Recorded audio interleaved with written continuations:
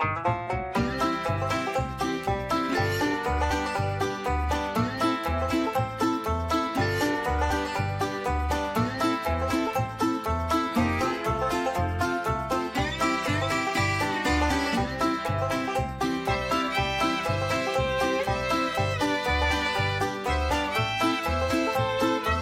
to Baby Boomer Tales. My name's Jim. You can find us on our Facebook page, Baby Boomer Tales, X or Twitter. Our website's babyboomertales.com. You can contact us at babyboomertales@gmail.com. When I get up in the morning, first thing I do after I pee and weigh myself is I close the vents in our bedroom if it's in the summer. In the summer, the air conditioner runs, and so I want it cold in the bedroom, and so I open the vents at night and then close them during the day. I remember before I figured that trick out years and years ago, our youngest grandson, they were visiting, and he was in our bedroom watching TV, and all the vents were on, and it was hot outside, like 100 degrees, 95 something. And in the bedroom, it was about 40. It was freezing. He was under several covers. You could almost see your breath. So I've learned to close those vents, except for one, and so that leaves 4, including the one in the master bath. In the winter time, I don't do anything with the vents because I have one open and the rest of them closed so the room stays cool. If anything, I close that last one so the room is cooler yet. After I do the vents, I make the bed, which is an amazing thing. I just started doing this in the last couple of years. I used to be just a sluggard and wait for my wife to make the bed. But I saw something by some military guy, and he went on about how if you make your bed first thing, your day is much better. And I started doing that, and at first I was quite easy doing it because I didn't know what I was doing, and it took me a long time. But now I just whip it out. It only takes a couple minutes, and we have a big bed.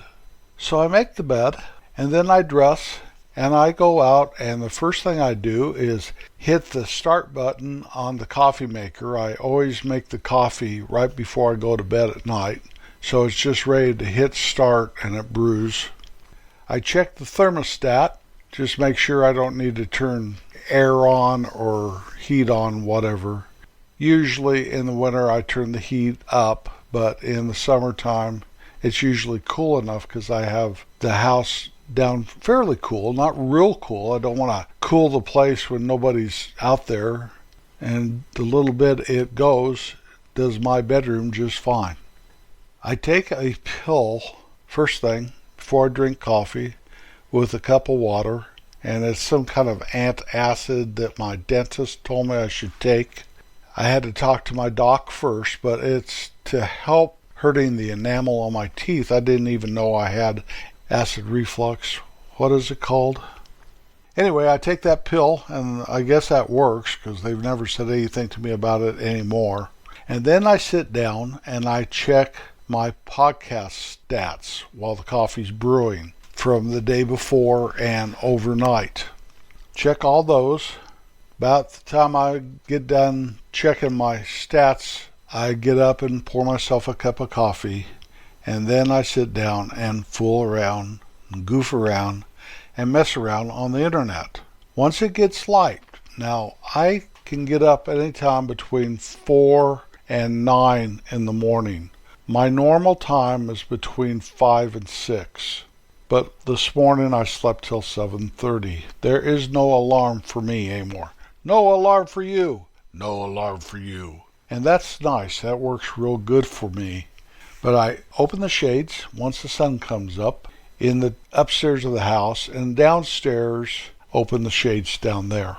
In the evenings I close them, of course. In the winter I have to turn the humidifier on and close the flue on the fireplace from the night before. I don't want all that warm air going up the flue when there's no fire in the fireplace.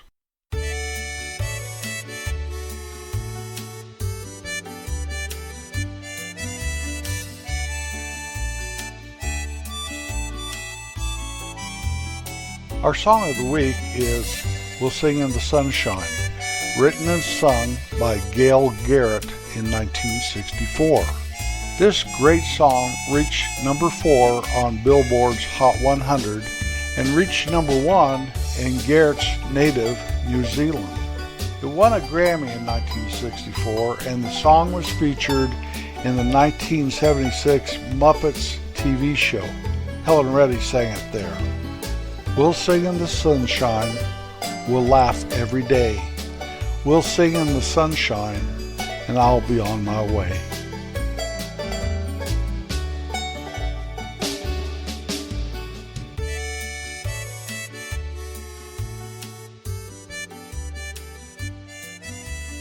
Being retired is okay. I have learned to settle into it, but not all the way. I do this podcast, and I have Boomer's General Store, and I wrote a book. It's not a very big book, but I saw some of them, and I think it's very, very good for me to have done that. Of course, I did it as therapy after I lost a job, and that's what it's called, found a job. I also don't just sit around and watch the TV or anything. It used to be when I was in the working world, and I was very blessed. Most of my working life, I enjoyed what I did. Most of it. From the time that I got married until the day I retired, there's probably only several years in there that I didn't enjoy my work. I always enjoyed it. And what I would do back then is I'd get up in the morning and shower, shave, all that, eat a bowl of cereal, and hurry off to work. I had to be at work, one of my last jobs, I remember, 8 o'clock. It took me a half an hour to get to work, so I had to get out of the house by 7:30. So if I got up around 7, I was hustling just to get there. Now, what I would eat before I left is a bowl of cereal. Most of the time, a bowl of cereal. Today, the only time I eat cereal is after my youngest daughter's family comes sees us. I buy a big box of cereal just in case those kids want some of that. Then I finish it up. I just have a piece of toast with honey on it, one sausage patty, and a glass of juice. That is my breakfast anymore. I find that the cereal the sugar in it does a small number on me. But I used to eat it all the time. I also drank 2 or 3 soda pops a day back in the working world. Once I got to work, I always started drinking coffee. I never drank it at home. I was in too big a hurry. Once I got into my office, I would drink coffee. So things are different now that I am, quote, retired, end quote. Things I do for work besides the podcast and keeping my website going and selling a few things online and all that stuff. In the wintertime, I basically just take care of all that stuff. But in the summertime, I get up and I mow. I've explained before, my wife's yard is 8 acres. So I work a lot outside between mowing, weed eating our pond, and, around trees and sidewalks and stuff like that.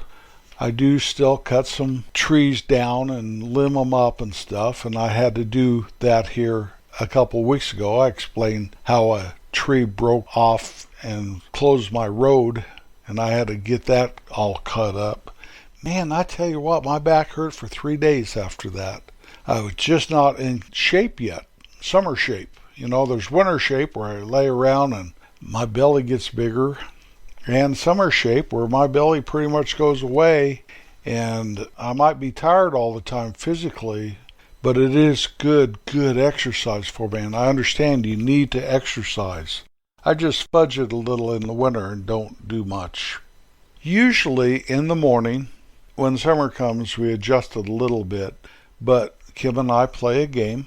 It's the same game we've been playing ever since the great lockdown of 2020.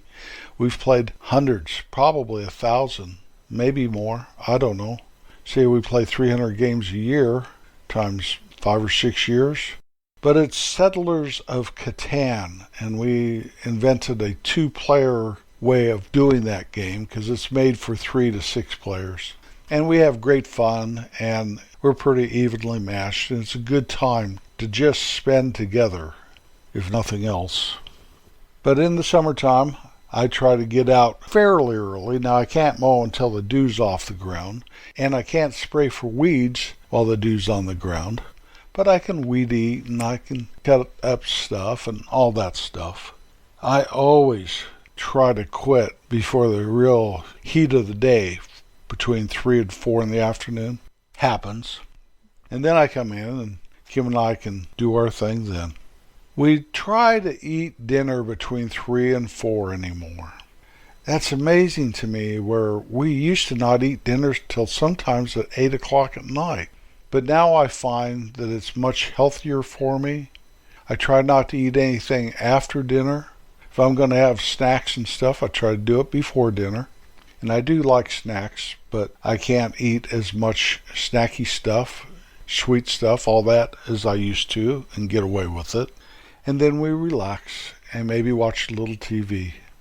We don't go many places anymore, and I'll address that in a moment. But when my dog Maxie died, she was the last animal we had. All the cats had died. She was the last dog, and she died at almost 15. We made a decision not to replace her, with the thought that we would travel more, and then we wouldn't have to deal with the dog. We started off that way, but what I found anymore in the last 2 or 3 years especially, even though we do go to see my daughter in Colorado, and we tried a big special type of vacation here a while back, and that kind of fell on its face because something happened with my wife on the trip, and we talked about that in a previous podcast. But anymore, I couldn't care less about going anywhere anymore. I like it at home. We try to do stuff with some friends around here, and we will continue to go at least one time a year to see my daughter in Colorado.